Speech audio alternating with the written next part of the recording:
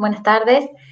Vamos a presentar nuestro trabajo de mentoría para la Diplomatura en Ciencia de Datos y Aprendizaje Automático. Nuestro trabajo se llama Mapeando al Universo y lo realizamos en conjunto con Bormino Leandro, Bornancini Verónica y Santucho Victoria. Bien, en este trabajo realizamos un estudio sobre las galaxias. Lo que tenemos que tener en cuenta es que para estudiar las galaxias se necesita contar con grandes relevamientos que contengan distintos tipos de información sobre estas. Por ejemplo, necesitamos información sobre la posición de las galaxias en la bóveda celeste, necesitamos también información del brillo con las que se las observa y su distancia, medida como corrimiento al rojo o redshift. El redshift tenemos que tener en cuenta que es muy difícil de medirlo en grandes conjuntos de galaxias. Por esto es que necesitamos tomar el espectro individual de cada una de las galaxias y analizarlo. Esto justamente es lo que nos deriva a nuestro problema, que es un procedimiento muy costoso. En base a esto es que nos planteamos si es posible estimar la distancia de las galaxias, no por estudios espectroscópicos que nombramos anteriormente, que son costosos, sino tomando los datos fotométricos, tales como el brillo que presenta una dada galaxia en las diferentes bandas del espectro electromagnético. Como objetivo general de nuestro trabajo de mentoría, tuvimos que determinar el corrimiento al rojo, redshift, de las galaxias a partir de datos fotométricos. Para este trabajo utilizaremos el catálogo de galaxias Sloan Digital Sky Server. Además, en conjunto utilizaremos el catálogo SOA. Como objetivos específicos tuvimos los de analizar las distribuciones de los datos e identificar las poblaciones de galaxias, hallar las correlaciones entre las variables, explorar métodos de aumentación de información para fabricar nuevas variables, también el de emplear métodos de aprendizaje supervisado para construir un estimador de distancias y estudiar métodos de aprendizaje no supervisado para encontrar grupos de galaxias. Comenzando con nuestro trabajo, en un primer momento realizamos un proceso de análisis y visualización de datos. Contábamos en un inicio con 118 variables que posteriormente fuimos filtrando y quedándonos con aquellas que fueran más importantes para este estudio. Las que consideramos más importantes fueron aquellas variables que presentaban información en cuanto a las magnitudes de las galaxias, magnitudes ya sean PetroMag o ModelMag, en las distintas bandas fotométricas. Otros conjuntos de variables también que consideramos importantes fueron aquellas con información en la posición angular en el cielo de las galaxias y el redshift obtenido a partir de la espectroscopía. Como pueden ver en la primera imagen, se observa el análisis de correlación que realizamos justamente para estudiar si existía correlación entre estas variables y definir cuáles iban a ser aquellas con las que íbamos a trabajar. En rojo se observan las que tenían mayor correlación entre sí, en azul aquellas que no poseían correlación, o al revés, que correlación negativa. Poseían correlación pero negativa. Al costado pueden observar también unos gráficos que realizamos a modo ilustrativo para estudiar la distribución de las galaxias en la bóveda celeste. En el primero se observan una gama de colores rosados a morados que identifican las galaxias según su redshift, y se puede observar que mayormente la distribución de las galaxias que se observan en este catálogo están en el hemisferio norte del plano celeste. Y en el gráfico de abajo también podemos observar la distribución de las galaxias según su redshift en otra gama de color.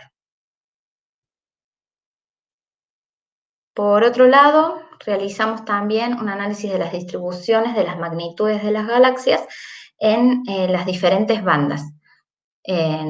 Algunas de las bandas son las bandas I, Z, G, U, R. Y lo que podemos observar es que la distribución correspondiente de la banda Z, que en este caso es el color morado, para ambas magnitudes, parecen ajustarse a una distribución gaussiana. No así las distribuciones del resto de las magnitudes, ya sean Model-Mag o Petromag. Además, pudimos observar que la distribución de estas magnitudes para las distintas bandas son similares entre ambos métodos. Posteriormente realizamos la identificación de outliers y pudimos observar que todas las subclases de galaxias poseían datos con outliers, los cuales fueron filtrados en pasos posteriores. Realizamos también la construcción de índices de colores utilizando las magnitudes y medimos si existía una relación entre el índice de color y el tipo morfológico, lo cual nos dio que esto era así. Es decir, que hay una relación entre estos dos aspectos, entre el índice de color y el tipo morfológico de la galaxia. Y además estudiamos la distribución del redshift o Z para cada una de las clases, que son elípticas, espirales e inciertas.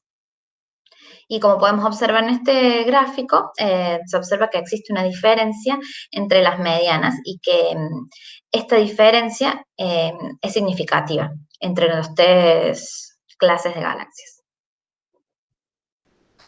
Bueno, como segunda parte del trabajo de la mentoría, procedimos a hacer el análisis y la curación de los datos, en donde, bueno, tratamos los datos faltantes, que en su mayoría estaban asociados a la morfología, a la información de la morfología de las galaxias, los cuales les asignamos un valor, se decidió asignarle el valor 0 a dichas morfologías.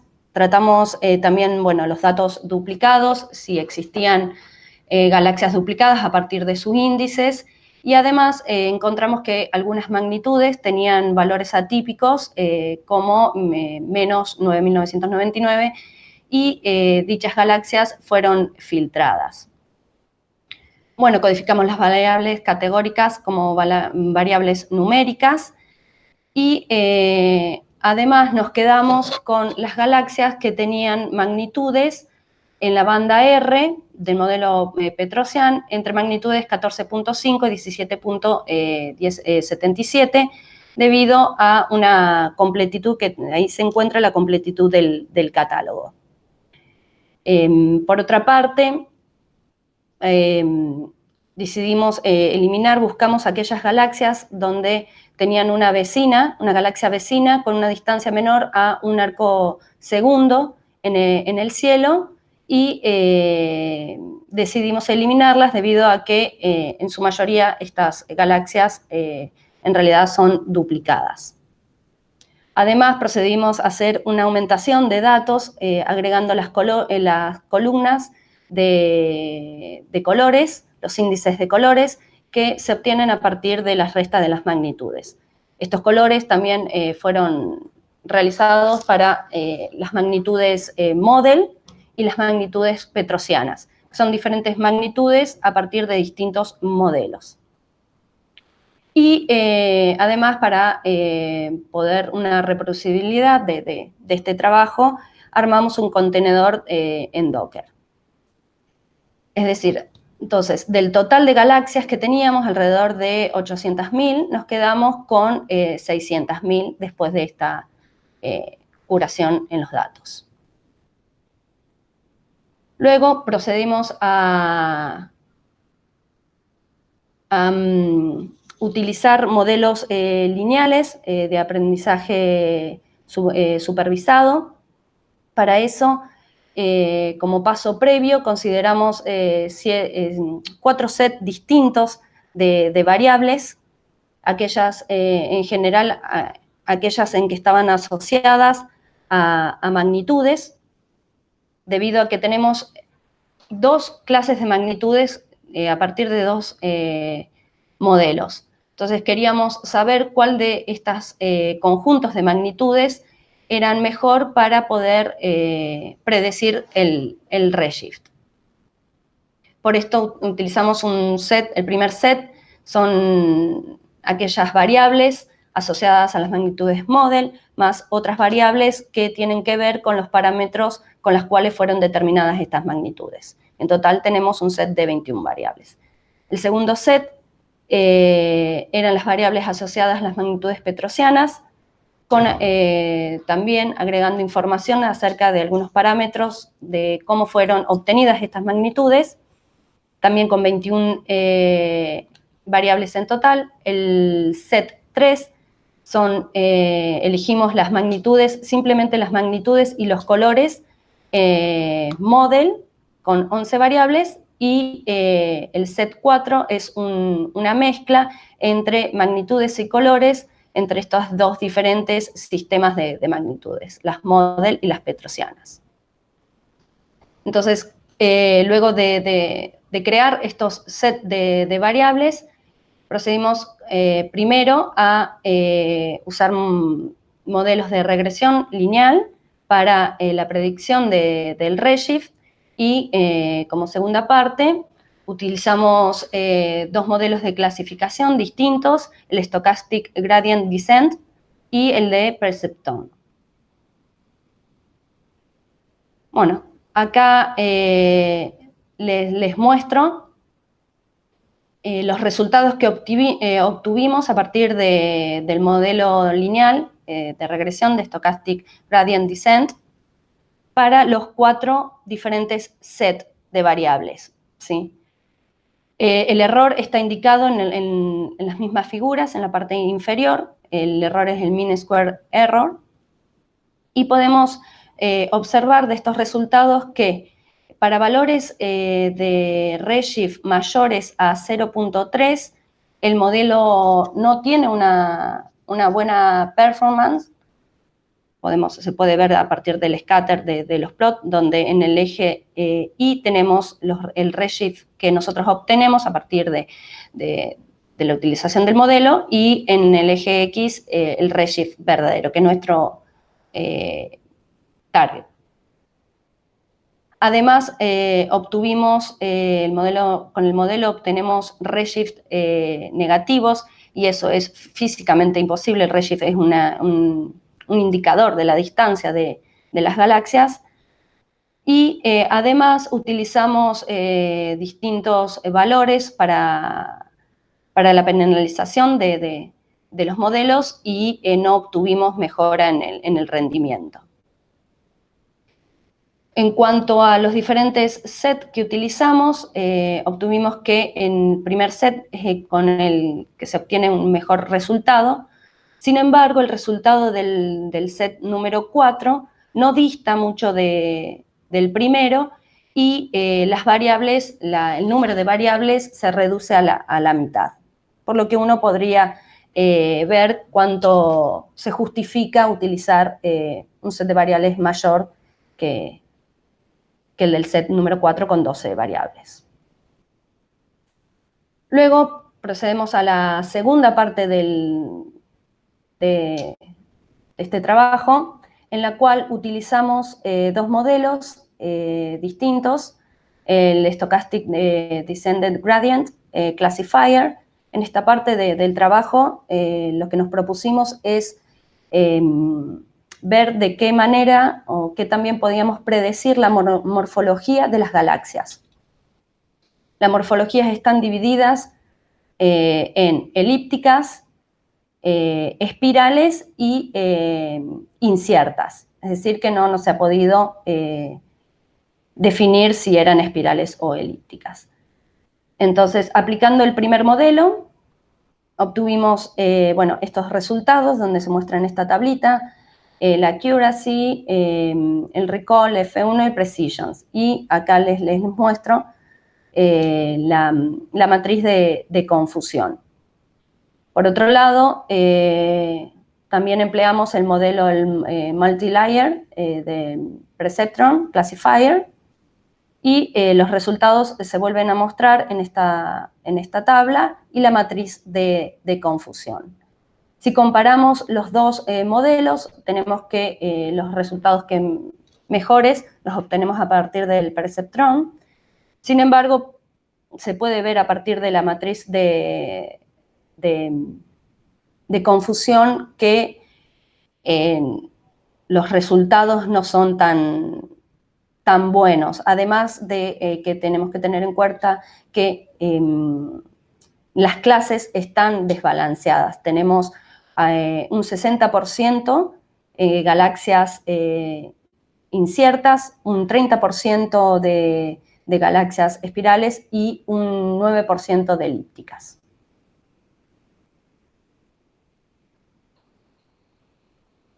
El trabajo que hicimos anteriormente, elegimos los dos subsets de variables que mejor performance tenía. Lo que hicimos fue probar más modelos y además de eso, variar los parámetros de estos modelos a través de grid search para obtener la mejor performance y con ellos, ¿no? Entonces, primero en lo que es clasificación del tipo morfológico de las galaxias, probamos 3 modelos, que son el gradiente descendente, Perceptron, Random Forest Tree y red neuronal. Y obtuvimos para todos el mejor resultado con el subset 1 en todos los modelos. Y dentro del subset 1, el modelo que mejor resultado tuvo fue el Random Forest Tree. En cada uno de estos modelos nosotros barrimos muchos parámetros y nos quedamos con el set de parámetros de cada modelo que mejor performance tenía. En el caso de la estimación del redshift para las galaxias, usamos dos modelos, que es el Random Forest Regressor y red neuronal, y como vimos anteriormente, tiene consistencia que el subset 1 tiene mejor información de las galaxias, por lo tanto el error nos da mucho menor en los dos modelos. Y dentro de los modelos, el modelo que mejor se comporta es el de Random Forest. Eso sería un poco el final del trabajo. Creemos que balanceando, sobre todo en el tipo morfológico, el dataset podríamos encontrar mejores resultados porque tenemos muchas galaxias con forma indefinida o incierta y eso hace que después el modelo se entrene no de forma óptima y eso influye bastante en los resultados que obtuvimos. Además de esa dificultad, a lo largo de todo el desarrollo de la mentoría, identificamos varios problemas que queríamos señalar en pos de mejorarlo y también en este proceso de aprendizaje, justamente hacer énfasis en ellos. En un principio fue la falta de conocimiento del campo astronómico, por lo menos de parte de dos integrantes del grupo que no estamos en el tema. Que eso en un principio y también a lo largo del trabajo nos impactaba a la hora de analizar bien qué variables elegir y cómo utilizarlas y qué tipo de información nos podía dar. Por suerte, una integrante de nuestro grupo está en el campo, así que nos ayudó bastante. Después, otro de los problemas fue la capacidad de procesamiento, que al ser un dataset bastante grande, de 400.000 muestras más o menos, cada una de las pruebas que queríamos hacer, sobre todo a la hora de barrer parámetros de los modelos, tardaba mucho tiempo y eso no nos permitía optimizar de la mejor manera los modelos. En la parte de clustering hicimos un desarrollo, pero no pudimos obtener un clustering bueno, al menos no nos separaba las galaxias de forma correcta con las variables que teníamos. Y un poco más en la parte personal del trabajo, sí vimos que mermamos mucho el volumen y la calidad del trabajo a lo largo del tiempo, por, bueno, cuestiones un poco ajenas, pero un poco la comunicación en Slack, coordinar todos los tiempos de todos que son distintos fue difícil, y también, bueno, las otras materias y los trabajos prácticos por ahí nos sacaban un poco el tiempo que queríamos dedicarle a este desarrollo. Y como conclusiones, respecto a los objetivos que teníamos en un principio en este trabajo, en rasgos generales creemos que fue muy buena, porque pudimos interpretar todas las variables, analizarlas y entender bien qué información nos daban. Después de ese análisis pudimos filtrar el dataset y quedarnos con los datos más importantes que nos proveía, y eso se vio reflejado después a la hora de probar los modelos y el resultado que dio. Luego también implementamos varios diferentes tipos de modelos y pudimos ver las ventajas y desventajas de cada uno y sus resultados. Y todo esto fue como una forma de aplicar todos los conceptos que fuimos viendo a lo largo de la diplomatura en un caso real y bueno, afianzar todos esos conceptos.